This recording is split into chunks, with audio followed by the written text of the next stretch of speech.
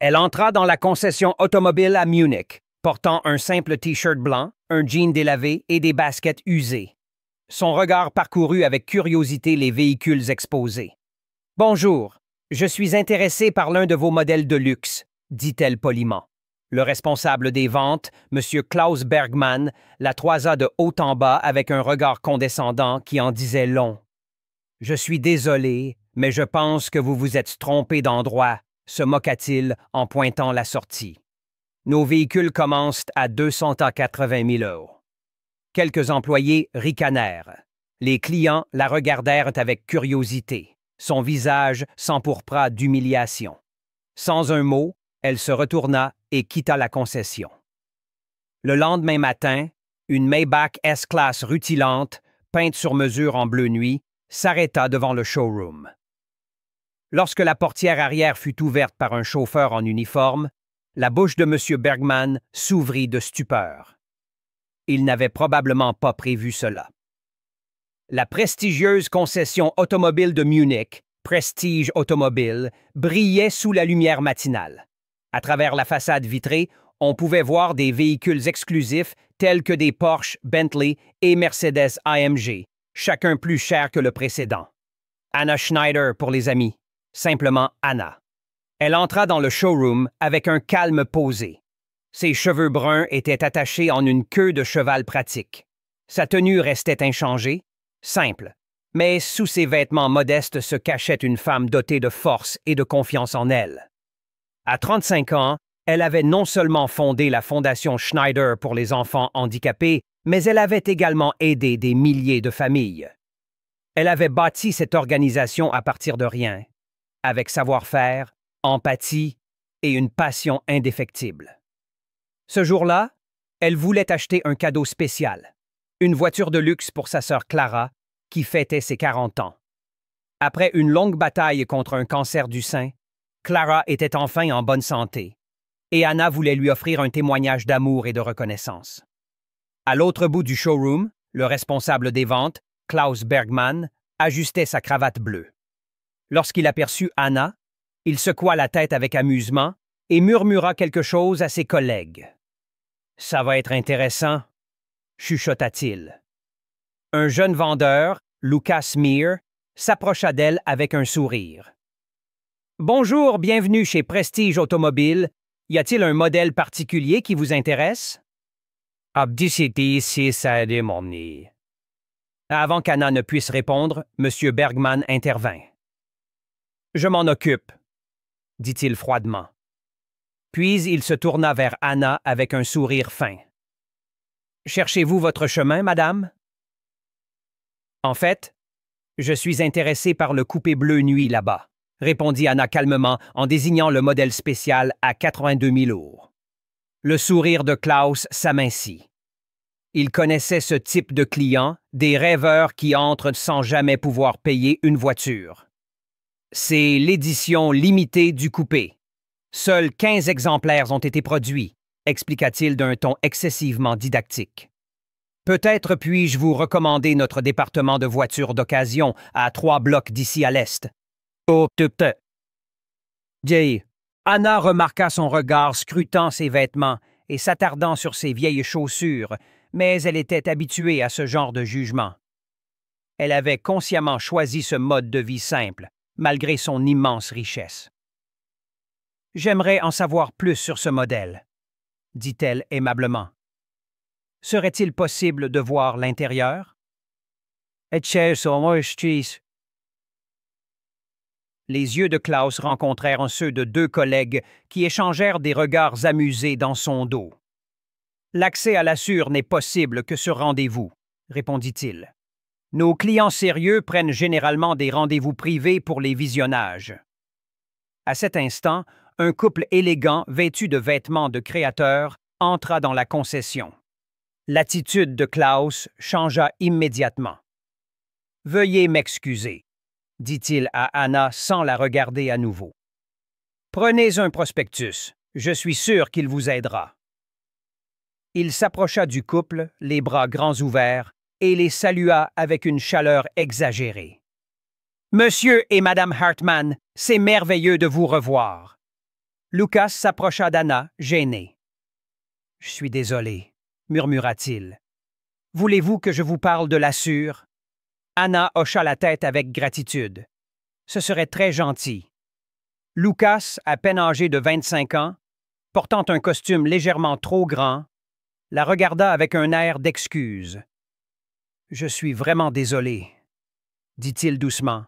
« Voulez-vous toujours en savoir plus sur l'Azur? »« Très heureuse, » répondit Anna aimablement. Pendant que Lucas expliquait avec enthousiasme les détails techniques, Anna remarqua que M. Bergman conduisait le couple de créateurs directement vers l'Assur avec un grand geste. Il ouvrit la portière du conducteur et invita Mme Hartman à s'asseoir dans la voiture, qui, apparemment, n'était accessible que sur rendez-vous. « Ce n'est pas grave, » dit Anna doucement à Lucas, qui était maintenant visiblement embarrassé. « Je comprends comment ces choses fonctionnent. Ce qui... » À l'autre bout du showroom, M. Bergman entama une présentation de vente parfaitement rodée. « Ce modèle a un délai d'attente de 8 mois, » expliqua-t-il avec fierté. « Mais j'en ai réservé un pour des clients spéciaux. » Madame Hartman caressa le cuir fin avec admiration.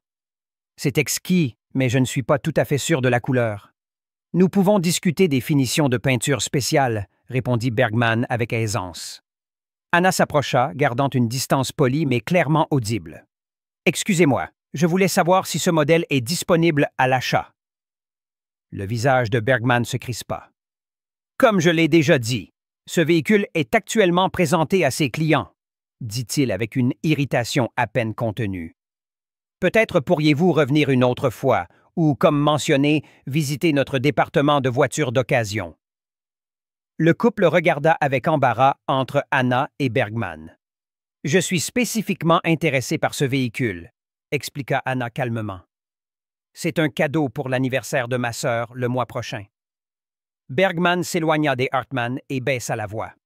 « Écoutez, je comprends que les gens aiment rêver, mais c'est une entreprise. Ce véhicule coûte plus qu'une maison unifamiliale moyenne. Les clients autour avaient remarqué la conversation et observaient maintenant la scène avec excitation. Lucas se tenait nerveusement sur le côté. « Je suis prête à payer en liquide aujourd'hui, » dit Anna calmement, sans perdre son sang-froid. Alors, la façade de Bergman s'effondra enfin. Il rit. Un bruit court et sec résonna dans le showroom. Les têtes se tournèrent. « Paiement en liquide, vraiment? » Sa voix s'éleva, délibérément humiliante. « Ce n'est pas un marché aux puces. Nous parlons de près de 300 000 €. Les gens qui peuvent se permettre cela ne ressemblent pas à... » Il lança un regard méprisant à sa tenue simple. Anna sentit ses joues chauffer, non pas de honte, mais d'une colère croissante. Pas pour elle-même, elle était habituée à ce genre de traitement, mais pour tous ceux qui étaient jugés hâtivement sur leur apparence. « Je pense que mon argent a autant de valeur que celui de n'importe qui d'autre, » dit-elle doucement. Bergman s'approcha et se dressa devant elle. « Laissez-moi être très clair. Vous perdez mon temps et vous vous ridiculisez. Soit vous prenez rendez-vous, revenez habillé convenablement, soit vous partez, s'il vous plaît, quittez notre établissement. » Le showroom était devenu silencieux. Les Hartman s'étaient éloignés de la voiture et semblaient mal à l'aise. « Y a-t-il un problème ici? » Une nouvelle voix intervint. Le propriétaire de la concession, Richard Meyer, avait été alerté par l'agitation. Bergman se redressa rapidement et ajusta sa cravate. « Aucun problème, Monsieur Meyer. J'explique simplement à cette dame que nous ne travaillons que sur rendez-vous pour les clients sérieux. »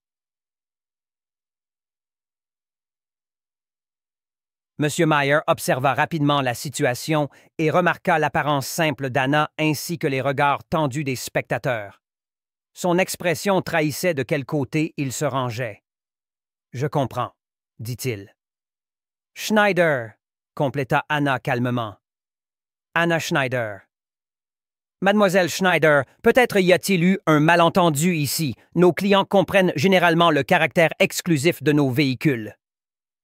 Je comprends parfaitement, répondit Anna d'une voix ferme, bien que son cœur brûlât d'humiliation. Votre responsable des ventes m'a très clairement fait comprendre sa philosophie. Bergman avança de nouveau avec un ton exagéré. Si vous êtes vraiment intéressé, ce dont je doute, prenez rendez-vous. Apportez une preuve de votre capacité de paiement et une attitude correspondante. Ces véhicules, il désigna autour de lui, sont destinés à une certaine classe de personnes. Un murmure discret parcourut la foule. Quelqu'un rit. « Attitude », répéta Anna. Elle regarda autour d'elle les regards critiques, l'expression arrogante de Bergman, le consentement silencieux du directeur. Elle avait connu de nombreuses formes de discrimination, mais rarement de manière aussi ouverte et publique. « Je comprends », dit-elle calmement, la tête haute, mais intérieurement blessée. Elle se retourna et se dirigea vers la porte. Derrière elle, elle entendit la voix de Bergman, juste assez forte. Certaines personnes ne connaissent tout simplement pas leur place. Alors qu'Anna sortait par la porte vitrée sous la lumière vive du matin, elle sortit son téléphone portable de sa poche. L'humiliation brûlait encore profondément en elle, mais sur ses lèvres se dessinait un sourire déterminé, à peine perceptible. D'une main ferme, elle composa un numéro. La villa de la famille Schneider se dressait sur un vaste terrain au bord du lac de Starnberg, une élégance discrète qui ne laissait en rien deviner la fortune colossale de ses propriétaires. Le Dr Marcus Schneider, 41 ans, visionnaire dans le domaine du stockage d'énergie renouvelable, avait bâti sa fortune discrètement, sans tapage médiatique ni faste extérieur. Lorsqu'Anna entra dans son bureau, Marcus posa immédiatement ses documents de côté. 15 ans de mariage lui avaient appris à lire ses expressions faciales avec une précision absolue. Quelque chose n'allait pas. « Que s'est-il passé ?» demanda-t-il, s'approchant immédiatement d'elle. Anna s'enfonça dans le fauteuil en cuir. Les événements de la matinée la submergèrent à nouveau. « C'était vide, » dit-elle avec un sourire torturé qui n'atteignait pas ses yeux. Elle décrivit la situation dans la concession, l'arrogance, le dénigrement ouvert, la discrimination évidente. Pendant qu'elle parlait, l'expression de Marcus s'assombrit visiblement, mais il ne l'interrompit pas. Il lui laissa de l'espace. « Ce n'est pas à propos de moi, » conclut Anna. « J'ai le privilège de savoir qui je suis et ce que je peux me permettre, mais combien de personnes vivent cela tous les jours sans la sécurité intérieure de savoir qu'elles portent la valeur qu'on leur refuse. » Marcus hocha lentement la tête. Ce qui l'avait toujours le plus impressionné chez Anna, c'était sa capacité à penser aux autres, même lorsqu'elle avait été blessée. « Que veux-tu faire ?» demanda-t-il enfin. « Une partie de moi ne veut rien faire, » admit-elle. « Acheter la voiture ailleurs, m'occuper du cadeau, laisser tomber le sujet. Mais ensuite, je pense au jeune vendeur Lucas, qui a été respectueux malgré mon apparence, et je pense à toutes les personnes qui n'ont jamais la voix pour se défendre. » Elle le regarda droit dans les yeux. Ces gens doivent comprendre que la valeur ne réside pas dans l'apparence, mais je ne veux pas de vengeance, je veux sensibiliser. Les yeux de Marcus brillèrent. Un plan se formait. Je pense que j'ai une idée qui pourrait atteindre les deux objectifs. Rien d'excessif, prévint immédiatement Anna, sa voix aimablement stricte. Pas de rachat de la concession et de licenciement de tout le monde, d'accord? Marcus rit. Je ne suis pas aussi cliché, mais un peu d'éducation ne peut pas faire de mal. Ensemble, ils élaborèrent un plan, non pas une campagne de vengeance, mais une leçon, quelque chose qui devrait changer les perspectives, plus durable que n'importe quelle punition. « Tu es sûr que tu ne veux pas venir? » demanda Marcus à la fin. Anna secoua la tête. « Il ne s'agit pas de moi cherchant satisfaction. Il s'agit de leur apprendre à voir au-delà de l'évidence. » Elle sourit faiblement. Mais j'attends un rapport complet. Alors que la soirée tombait sur la villa, Marcus décrocha le téléphone et commença les préparatifs pour le lendemain. Demain, une leçon importante sur l'humilité et les préjugés serait enseignée non seulement à M. Bergman, mais à toute la concession Prestige Automobile. Le lendemain matin, Munich se montrait sous son meilleur jour. Ciel dégagé, soleil doré. M. Klaus Bergman entra dans la concession avec une démarche assurée et une cravate bleue parfaitement ajustée. L'épisode avec la femme mal habillée était déjà devenu une anecdote pour lui, qu'il avait raconté le soir même autour d'un verre de vin avec ses collègues. Une autre rêveuse qui pensait appartenir au monde du luxe. Le showroom brillait sous la lumière. Les véhicules étaient parfaitement positionnés pour un impact maximal. Juste avant, Bergman avait terminé le briefing matinal de l'équipe de vente. « Rappelez-vous, avait-il souligné, notre temps est précieux. Nous servons une clientèle spécifique. Ce n'est pas de l'élitisme, c'est de l'efficacité. » Ah, mais j'ai ici. Lucas, le jeune vendeur, était resté remarquablement silencieux pendant la réunion. Bergman nota mentalement de lui parler plus tard de la reconnaissance des clients. À exactement 10h17, un bruit de moteur inhabituellement doux attira l'attention de tous à l'extérieur. À travers les grandes fenêtres, un véhicule rarement vu apparut. Il s'arrêta directement devant l'entrée principale. Les conversations s'interrompirent en plein milieu. Même M. Bergman, pourtant rarement impressionné par sa proximité quotidienne avec les voitures de luxe, sentit son pouls s'accélérer. Une Maybach à empattement long, mais pas n'importe quel modèle. Ce modèle était une édition spéciale avec une peinture bleu nuit qui semblait changer de couleur presque fluidement sous la lumière du soleil. Même une estimation prudente aurait fixé sa valeur à plus de 1,2 million d'euros. Richard Mayer, le propriétaire de la concession, sortit de son bureau, alerté par le silence soudain. « C'est une Maybach, modèle spécial », confirma Bergman, se dirigeant rapidement vers l'entrée. Un chauffeur en uniforme sortit et contourna le véhicule pour ouvrir la portière arrière avec une précision parfaite. Un homme à la présence impressionnante en sortit. Grand et élégant, il portait un costume taillé sur mesure qui laissait seulement deviner son prix sans jamais l'imposer. Ses cheveux gris argentés étaient soigneusement coiffés.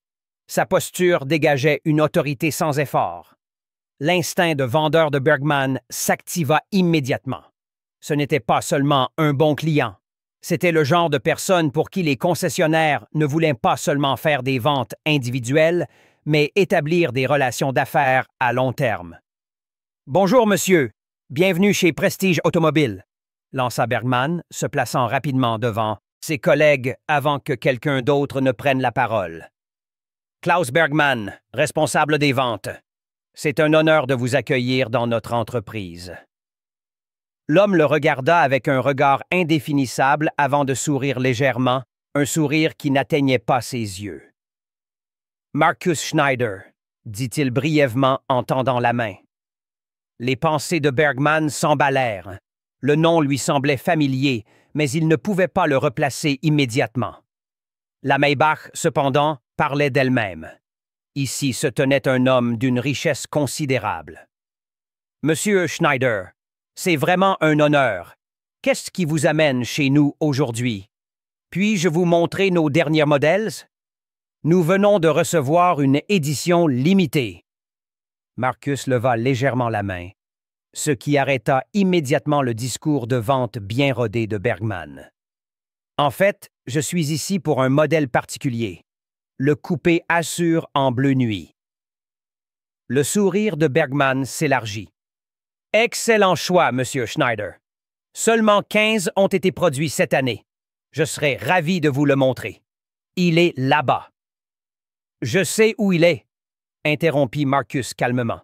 « Ma femme était ici hier et s'intéressait précisément à ce véhicule. » Le sourire professionnel de Bergman resta en place, mais une pointe de confusion s'insinua dans son expression. « Votre femme? » « Je ne me souviens pas. Peut-être a-t-elle été prise en charge par l'un de mes collègues. Et ça... Le visage de Marcus devint sensiblement plus froid. Donc, Monsieur Bergman, c'est vous qui vous êtes occupé d'elle. Ou plutôt, vous l'avez renvoyée. Anna Schneider. Elle portait un jean et un t-shirt blanc. Vous avez pensé qu'elle serait mieux dans le département des voitures d'occasion. Le visage de Bergman blêmit. Derrière lui, un hoquet audible échappa à Lucas qui suivait la conversation. « Monsieur Schneider, je... » bégaya Bergman, sa voix habituellement confiante défaillante. « Cela doit être un malentendu. Nous accueillons tous les clients. » Pendant ce temps, Richard Mayer était également arrivé et remarqua l'atmosphère tendue. « Y a-t-il un problème? » demanda-t-il. Marcus se tourna maintenant vers lui. « Monsieur Mayer, je présume? »« Oui, correct. Richard Mayer, bienvenue chez Prestige Automobile. »« Merci. J'expliquais justement à Monsieur Bergman que ma femme était ici hier, intéressée par le coupé azur comme cadeau pour sa sœur, mais elle a été traitée d'une manière que je trouve très discutable. » Mayer passa d'un hôte cordial à une expression sérieuse. « Je suis désolé d'entendre cela. J'ai été brièvement impliqué dans une conversation, mais je ne connaissais pas tous les détails. » Marcus répondit. « Votre responsable des ventes a suggéré à ma femme qu'en raison de ses vêtements, elle n'avait pas sa place dans un établissement comme celui-ci. » À ce moment, une petite foule s'était formée. D'autres vendeurs et les premiers clients. Le showroom était silencieux. « Monsieur Schneider, s'il y a eu un malentendu, » commença Bergman avec un ton désespéré. « Ce n'était pas un malentendu, » interrompit Lucas. Soudain, tous les regards se tournèrent vers le jeune vendeur, qui semblait surpris par son propre courage. Madame Schneider a été traitée avec irrespect. Elle était poliment intéressée et précise dans sa demande, mais elle a été repoussée à plusieurs reprises simplement à cause de son apparence.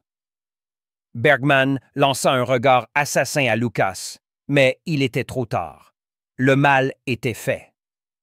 Marcus se tourna de nouveau vers Richard Mayer. « Savez-vous ce qui est intéressant? Ma femme a fondé la Fondation Schneider pour les enfants handicapés et la dirige toujours avec passion. Ce travail a commencé bien avant notre mariage. Elle a déjà collecté plus de 50 millions d'euros pour des équipements médicaux spéciaux et des programmes éducatifs. J'ai été sushi. Il marqua une courte pause pour laisser les mots faire effet. Anna s'habille volontairement de manière simple, parce qu'elle croit en une vie modeste, malgré notre richesse. Cela l'aide à rester sur un pied d'égalité avec les familles qu'elle aide. C'est juste une des nombreuses raisons pour lesquelles je l'aime tant. Richard Mayer était devenu blanc comme un linge. Monsieur Schneider, je vous assure que cela ne reflète pas les valeurs de notre entreprise. Nous attachons une grande importance à... Les actions parlent plus fort que les images, interrompit Marcus fermement. Concernant l'Azur, je ne suis pas seulement ici pour acheter ce véhicule. La tête de Bergman se redressa légèrement, une petite lueur d'espoir dans son expression autrement déraillée. Le plan était en effet d'acheter l'Azur, comme Anna l'avait suggéré, comme cadeau pour sa sœur. Marcus continua. Mais je envisageais également de renouveler notre flotte d'entreprise. 7 véhicules au total, et ma collection privée pourrait aussi bénéficier d'une mise à jour. Les yeux de Mayer s'écarquillèrent. Une affaire de cette taille atteindrait tous les objectifs trimestriels d'un seul coup. Marcus ajouta froidement. Cependant, je me demande maintenant si c'est la bonne entreprise pour un investissement aussi important. Il y eut un silence absolu dans le showroom. Bergman semblait sur le point de s'effondrer. « Monsieur Schneider, » commença Mayer désespérément, « je ne peux que m'excuser sincèrement pour cet incident regrettable. Cela ne correspond en rien à notre conception des affaires. Veuillez nous donner une chance de nous racheter. Marcus réfléchit un moment, puis hocha la tête. Peut-être y a-t-il vraiment une voie à suivre, dit-il enfin. Mais cela va au-delà de la vente de voitures. Tout ce que vous souhaitez, répondit Mayer précipitamment. La Fondation Schneider organise une gala de charité le mois prochain. Nous collectons des dons pour un nouveau centre sportif pour les enfants handicapés physiquement. Il regarda maintenant directement Bergman. Je pense que votre présence serait enrichissante, Monsieur Bergman. Bergman déglutit difficilement. Pas en tant qu'invité, précisa Marcus. En tant qu'aide bénévole pendant la préparation, en s'occupant des enfants, pour que vous puissiez voir de quoi il s'agit vraiment. Le message était clair. Il ne s'agissait plus d'affaires, mais d'apprendre une valeur fondamentale. Marcus continua, s'adressant maintenant à Mayer. Il serait conseillé d'introduire un programme de formation interne sur les biais inconscients. Je connais d'excellents consultants. Mayer hocha la tête avec empressement. Absolument. Nous accueillerions cela très favorablement. En ce qui concerne les véhicules, Marcus se tourna vers Lucas. Je voudrais que vous prépariez tous les documents, en commençant par l'assure pour ma belle-sœur. Les yeux de Lucas s'écarquillèrent. Merci, Monsieur Schneider, ce serait un honneur. Eh bien, nous parlerons maintenant de la flotte d'entreprise, ajouta Marcus. Alors qu'il se dirigeait vers le bureau de Mayer, Marcus s'arrêta un moment devant l'assure et passa la main sur ses contours lisses. Ma femme a vraiment un goût excellent, n'est-ce pas? Derrière eux, Bergman restait pétrifié. Son monde parfait s'était effondré. La vérité amère était maintenant irréversible. Son vrai caractère n'avait pas été révélé par la manière dont il traitait les clients importants, mais par la manière dont il traitait les personnes qu'il considérait comme insignifiantes. Un mois plus tard, le Grand Hôtel de Munich s'était transformé en un lieu d'espoir. Le gala de charité pour la Fondation était une célébration des possibilités. Des enfants avec divers handicaps et leurs familles se mêlaient à des médecins, des donateurs et des supporters. Près de l'entrée, Klaus Bergman se tenait, non pas en costume de créateur, mais en uniforme du personnel de l'événement. Il accueillait les invités. Il aida un garçon en fauteuil roulant à franchir la porte. Le dernier mois l'avait changé. Son travail à la Fondation avait commencé comme une obligation, un prix pour maintenir sa carrière, mais quelque chose s'était produit. Il avait vu les défis auxquels ses enfants étaient confrontés et leur dignité. À l'autre bout de la salle, Anna Schneider s'approcha de lui, élégamment vêtue d'une simple robe bleue. Bien qu'il sache maintenant qui elle était, il fut à nouveau impressionné par sa modestie. « Comment trouvez-vous l'expérience, Monsieur Bergman? » demanda-t-elle aimablement. Il réfléchit un moment avant de répondre. « Humiliante, dit-il enfin. Nécessaire. » Anna hocha la tête. « Thomas semble vous avoir pris en affection, remarqua-t-elle, jetant un coup d'œil au garçon en fauteuil roulant. « Il va m'apprendre le basket-ball en fauteuil roulant, répondit Bergman avec un léger sourire. Apparemment, j'ai un terrible sens du ballon. Cela fit rire Anna, un rire honnête et chaleureux. C'est un entraîneur exigeant. L'expression de Bergman devint sérieuse. Madame Schneider, je sais que je me suis déjà excusé officiellement, mais je veux le dire personnellement. Je suis vraiment désolé pour la manière dont je vous ai traité. Il n'y a aucune excuse pour cela. Vous avez raison, dit Anna calmement, sans amertume. La question est, qu'avez-vous appris de cela? Que la valeur n'est pas déterminée par l'apparence, la position ou les possessions, dit Bergman pensivement. Et que tout le monde mérite le respect jusqu'à ce qu'il montre qu'il ne le mérite pas l'inverse. De bonnes leçons, dit Anna. Coûteuses aussi, je suppose.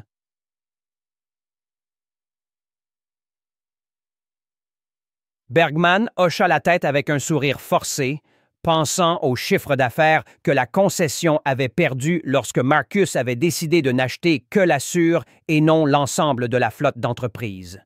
« Ça valait chaque centime, » dit-il honnêtement. De l'autre bout de la salle, Marcus s'approcha et Anna posa une main sur son épaule. « Monsieur Bergman vient de partager certaines de ses réflexions avec moi, » expliqua Anna. Marcus hocha la tête.